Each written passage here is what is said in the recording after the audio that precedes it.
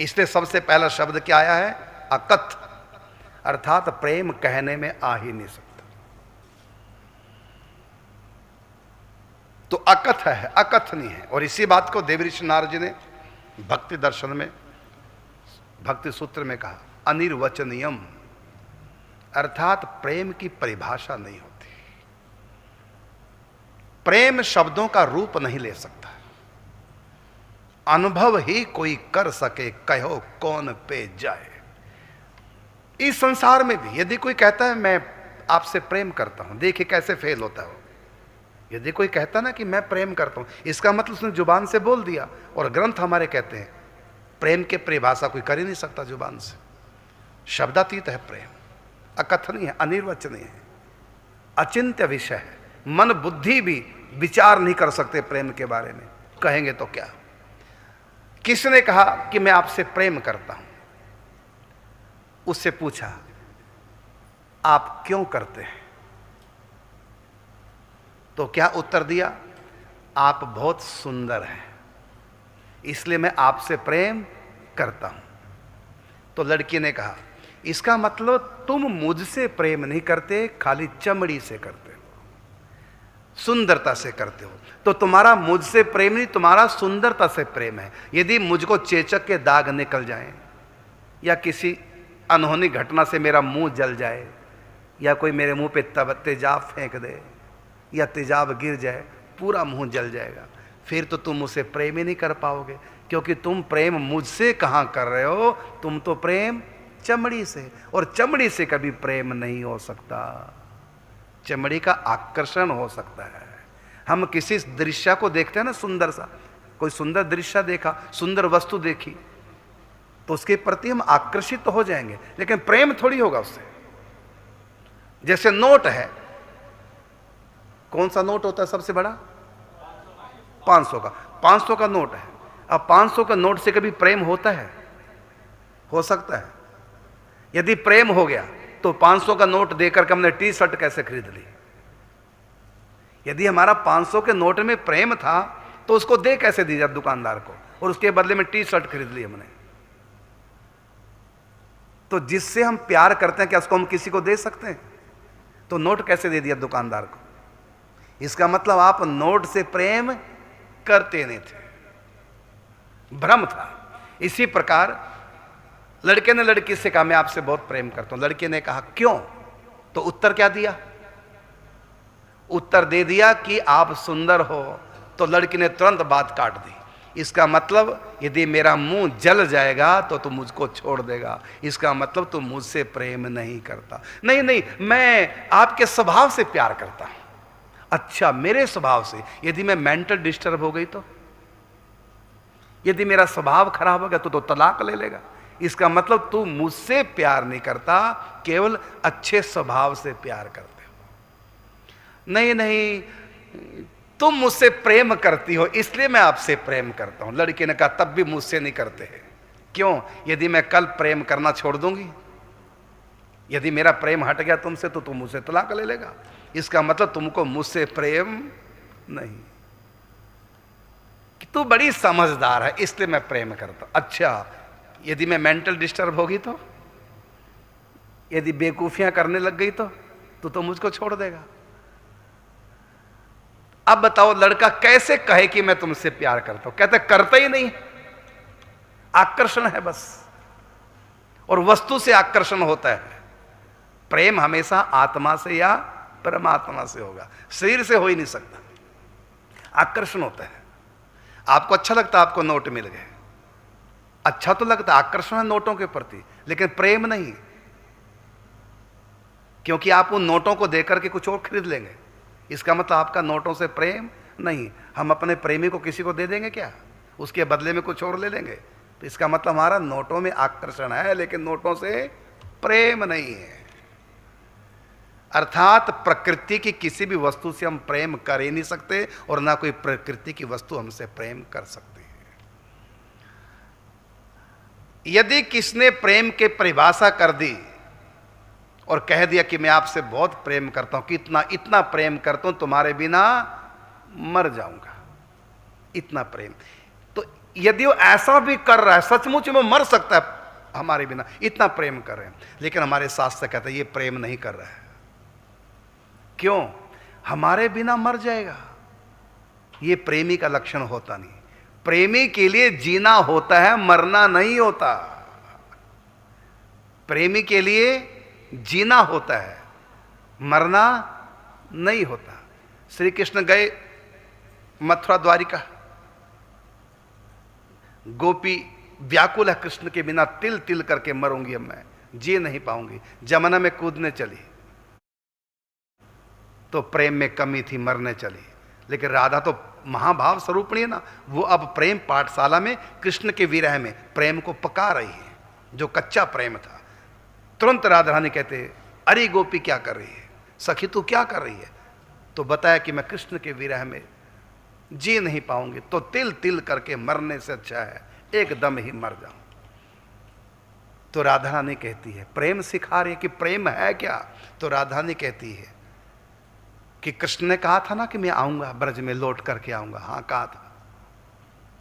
अगर तू मर गई डूब करके जमुना में, जब कृष्ण आएंगे और पूछेंगे मेरी अमुक सखी कहाँ, मेरी चित्रलेखा सखी कहाँ, तो हम यही कहेंगे ना कि आपके विरह में डूब के मर गई। अब बताओ, तुम्हारी मृत्यु का समाचार जब कृष्ण को मिलेगा, उनको आनंद आएगा कि दुखी होंगे? कहते दुखी होंगे। इसका मतलब तू प्रेम करती है कृष्ण से, अपनी मौत का समाचार देकर के उनको दुखी करना चाहती है। ये तो दुश्मनी है, ये प्रेम नहीं, ये दुश्मनी कर रही हो। उनको रुलाना चाहती हो, अपनी मृत्यु का समाचार उन तक पहुंचेगा, कितने दुखी होंगे। तू उनको रुलाना चाह रही है, यही तूने प्रेम किया है। प्रेम में तत् सुख सुखिया भाव आता है। उनके लिए जीना है, उन्हीं के लिए रोना है, उन्हीं के लिए खाना है, उन्हीं के लिए पहनना है, सब कुछ उनकी खुशी के लिए करना है।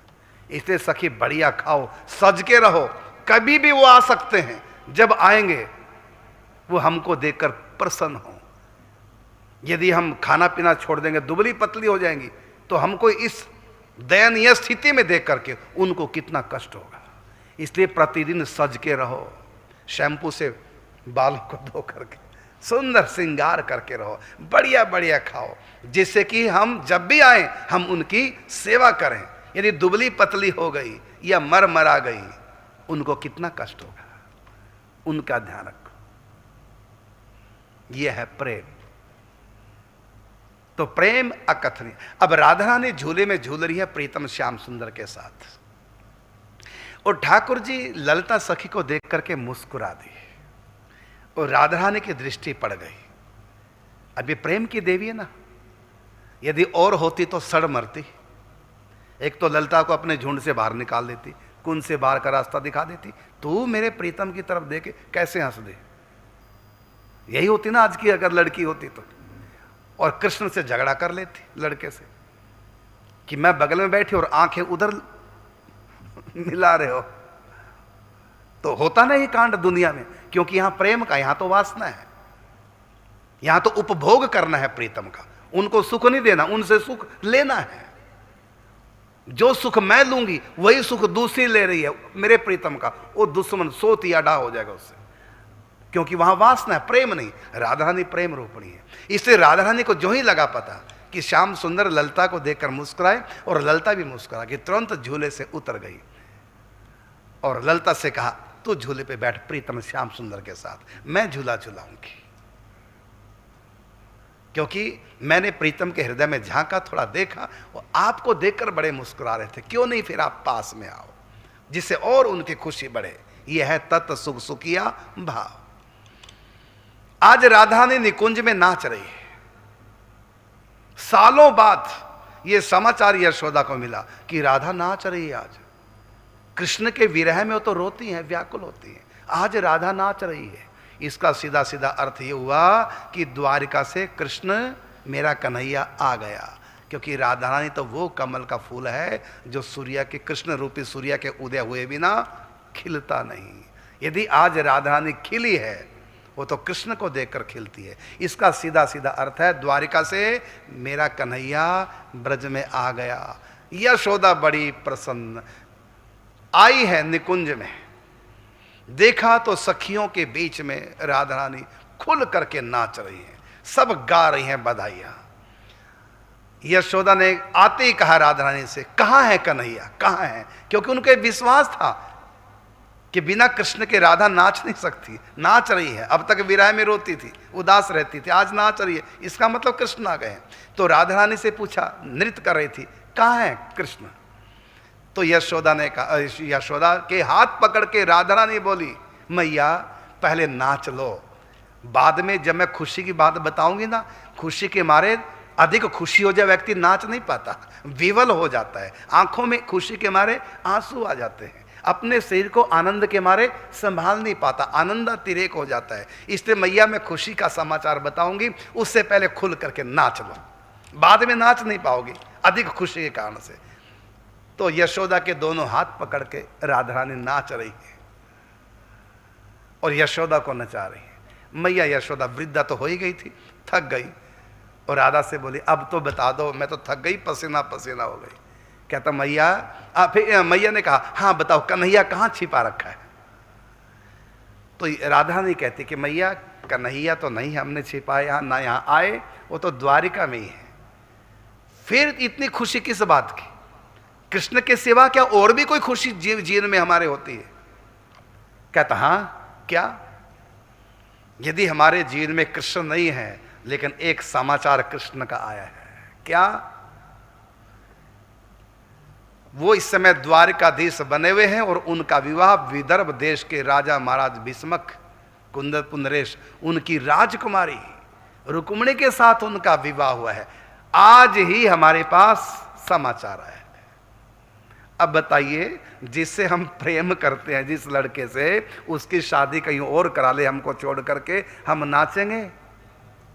सल्फाज की खरीदेंगे 4 गोलियां और जाएंगे द्वारकापुरी, 2 तू खा 2 मैं खाऊं, ना जीऊंगी ना जीने दूंगी, ऐसी वैसी ना समझ सजना, जान दे दूंगी या जान ले लूंगी। प्रेम हमसे किया, आंखें हमसे लड़ाई और शादी कहीं और रचाई, यही होता ना। यदि प्रेम नहीं केवल वासना होती तो यही होता। लेकिन राधा रानी को जो ही समाचार मिलता है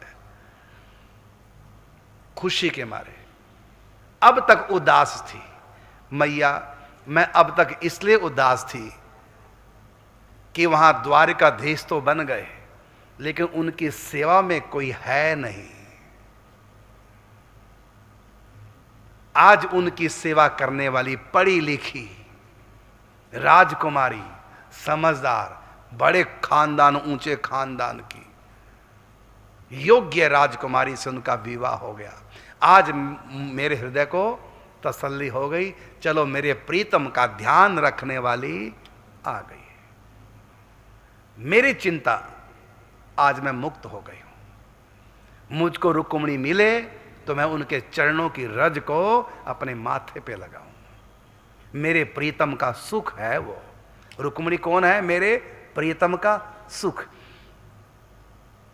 तो प्रीतम का दुख से हम परेशान हो जाते हैं और प्रीतम के सुख से आनंद आता है।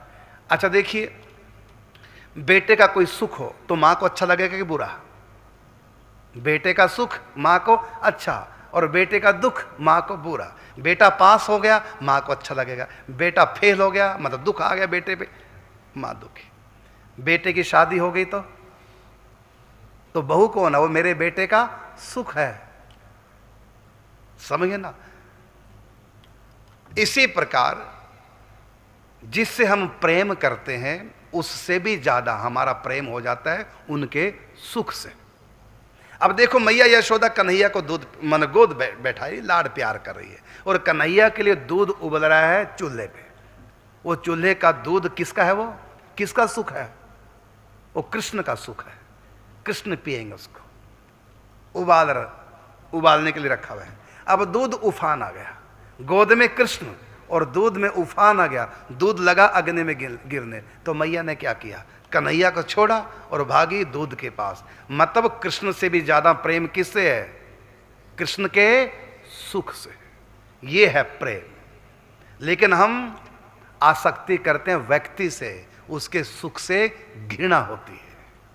तो रुक्मिणी कौन है? कृष्ण का सुख या कृष्ण का दुख? और राधा कौन है? कृष्ण से प्रेम करने वाली। तो उनके अंदर क्या भाव आया? कृष्ण का सुख कृष्ण को मिल गया। मेरे कृष्ण कितने सुखी हो जाएंगे, मेरी चिंता मुक्त। अब बताइए, ये प्रेम संसार में हो सकता है? ऐसा प्रेम कोई कर सकता है? भाई आ ही नहीं सकता। ये प्रेम दुनिया में, प्रकृति में आ ही नहीं सकता। ये प्रेम जब भी आएगा, ये आत्मा का स्वरूपभूत गुण है। ये मायातीत है। माया के उस पार ये प्रेम पनपता है, माया के अंदर नहीं। इसलिए हम कल्पना नहीं कर पाएंगे राधा के प्रेम को। ये तत्व सुख, सुखिया भाव क्या है, नहीं समझ पाएंगे। इसलिए कहा है अकथ, अलौकिक। अगला शब्द दिया है प्रेम शतक का प्रथम दोहा, अकथ अलौकिक। ये प्रेम अलौकिक। अलौकिक का मतलब 3 जगह है प्रेम देखने में आता है। 2 जगह नकली, 1 जगह असली। लोक में, परलोक में और अलोक में। लोक में प्रेम ये जो आप देख रहे हैं, ये लोक है। और परलोक में प्रेम स्वर्ग आदि, कामदेव, रति, इंद्र, शची, ये परलोक में प्रेम करते हैं। लेकिन ये प्रेम जिसकी व्याख्या चल रही है, ये प्रेम क्या है? अलौकिक। अर्थात दुनिया में जैसा होता है प्रेम स्त्री पुरुष में, वैसा प्रेम वहां नहीं है।